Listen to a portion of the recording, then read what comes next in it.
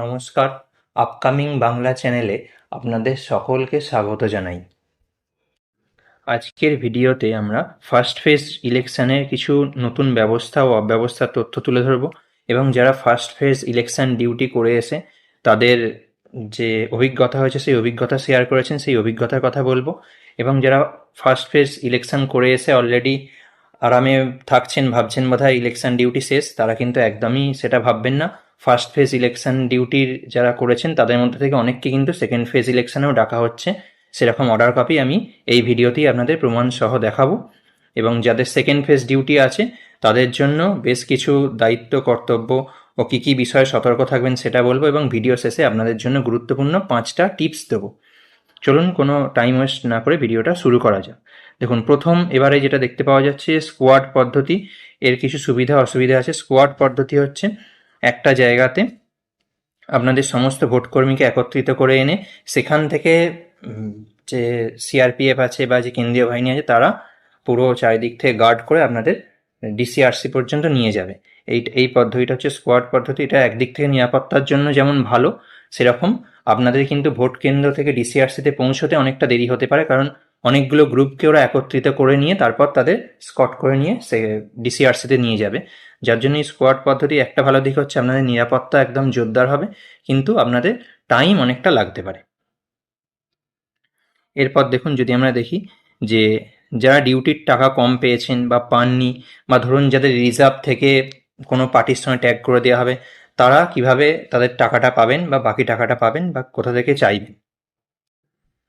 দেখুন, যারা ডিউটির টাকা কম পেয়েছেন তারা কিন্তু ডিসিতে গিয়েই বা আরসিতে গিয়েই, আপনাদের যে ডিসিআরসি যে সেন্টার আছে সেখানে গিয়ে একটা কাউন্টার থাকবে দেখবেন, সেখানে গিয়ে আপনারা দেখাবেন যে আপনাদের একটা ব্যাংকের স্টেটমেন্ট নিয়ে যাবেন যে টাকাটা পেয়েছেন, এবং ফোনে এসএমএস থাকলে সেটাও দেখাবেন যে আমি এই টাকা পেয়েছি বা এত টাকা কম পেয়েছি। সেটা কিন্তু ওখানে দেখালে ওখান থেকে মিটিয়ে দেওয়া হচ্ছে। এবং যারা রিজার্ভ পোলিং থেকে ডাইরেক্ট পার্টির সঙ্গে অ্যাটাচ হবেন তাদেরও কিন্তু ওই ডিসিআরসিতেই টাকা হাতে হাতে দিয়ে দেওয়া হবে। আপনি কিন্তু ডিউটি করতে যাওয়ার আগে, ডিসিআরসি থেকে মালপত্র নিয়ে ডিউটি করতে যাওয়ার আগে অবশ্যই আপনার টাকাটা বুঝে নেবেন কিন্তু, কারণ একবার ডিউটি করে চলে এলে তারপরে কিন্তু টাকাটা মানে না পাওয়ার চান্সই বেশি বলতে পারি, বা পেতে গেলে অনেক কাঠখড় পোড়াতে হবে আপনাকে। তাই আপনি ডিউটি করতে যাওয়ার আগে অবশ্যই কিন্তু আপনার টাকাটা বুঝে নেবেন। এই টিপসটা অবশ্যই মাথায় রাখবেন। এরপর দেখুন, ওয়েব ক্যামেরা আর খাবার নিয়ে এবারে নতুন কিছু নিয়ম বা নতুন কিছু জটিলতা এসছে।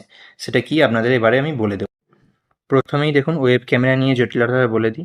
এবারে জানেন যে বুথে অনেকগুলো করে ওয়েব ক্যামেরা থাকছে, একাধিক ওয়েব ক্যামেরা থাকছে, এবং বুথের বাইরেও ওয়েব ক্যামেরা থাকছে, যার জন্য এবারে ইলেকশন কমিশন কিন্তু অত্যন্ত কড়াভাবে এই ওয়েব ক্যামেরার বিষয়টি দেখছেন।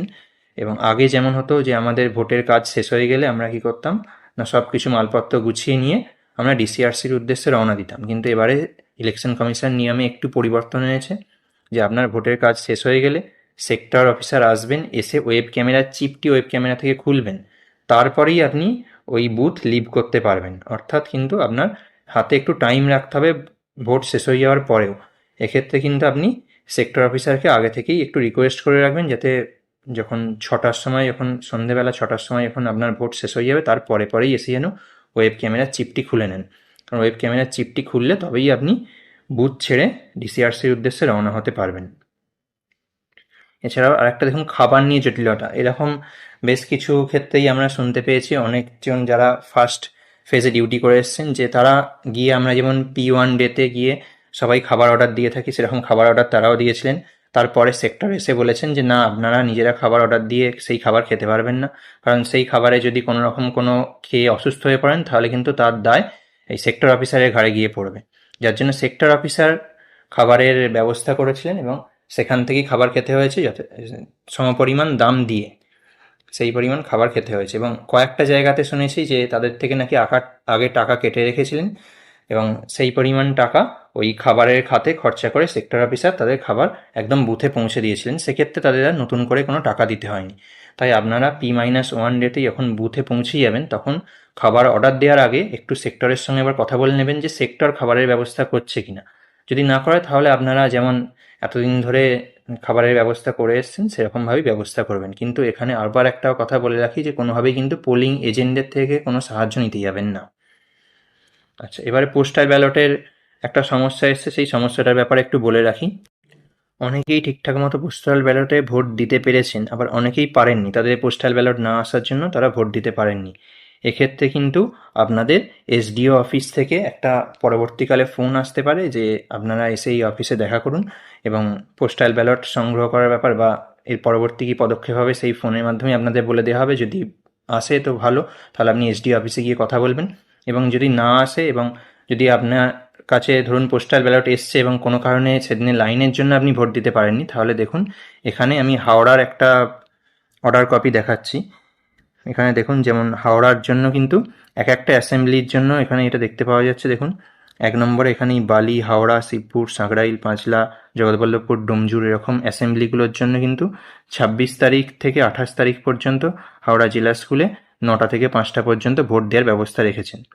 যাদের পোস্টাল ব্যালট এসে গেছেন অথচ সেদিনে লাইনের জন্য বা অন্য কোনো কারণে ভোটটা দিয়ে আসতে পারেননি, সেরকম দেখুন অন্যান্য আরও যে অ্যাসেম্বলিগুলো আছে সেগুলোর জন্য কিন্তু আলাদা আলাদা জায়গায় এরকম টাইম দিয়েছে, 26 থেকে 28 তারিখ পর্যন্ত কিন্তু আপনি ভোট দিতে পারবেন।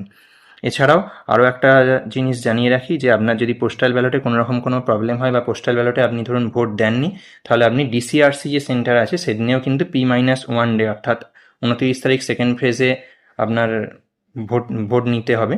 আপনি 28 তারিখে গিয়ে যখন মালপত্র কালেক্ট করবেন তার আগেই কিন্তু ডিসিআরসিতে একটা ভোটিং কেন্দ্র থাকে, সেখানে গিয়ে কিন্তু আপনি আপনার পোস্টাল ব্যালটের মাধ্যমে ভোটটা দিতে পারবেন। এবার বলি, আপনি যে বুথে যাবেন, ভোট নিতে যাবেন, আপনার নিরাপত্তা নিয়ে আপনি কতটা নিশ্চিন্ত হবেন। এবারে কিন্তু অন্যবারের মতো না, এবারে নিরাপত্তা অত্যন্ত কড়াকড়িভাবে আছে। আপনাকে আমি বলতে পারি 100% গ্যারেন্টি তো দেওয়া যায় না। দেখুন ছোটোখাটো প্রথম ফেজের ইলেকশনের দিনেও আমরা দেখতে পাই ছোটোখাটো বিক্ষিপ্ত ঘটনা ঘটেছে, কিন্তু আমি আপনাকে বলতে পারি প্রায় আপনি 98% নিশ্চিত থাকতে পারেন আপনার নিরাপত্তা নিয়ে।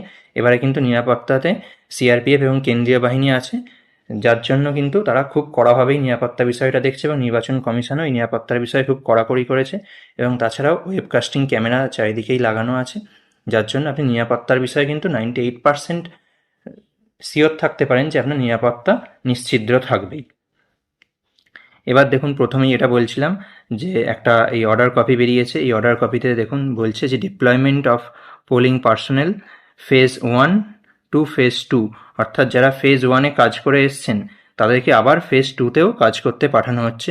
ওয়েস্ট বেঙ্গল অ্যাসেম্বলি ইলেকশন 2026, এই ইলেকশানে যারা ফেজ 1-এ কাজ করে এসছেন তাদের অনেককে ফেজ 2-তেও কাজ করতে পাঠানো হচ্ছে, এবং এর একটা বড় লিস্টও দিয়ে দেওয়া হয়েছে যে কোন জেলা থেকে কোন জেলাতে দিচ্ছে।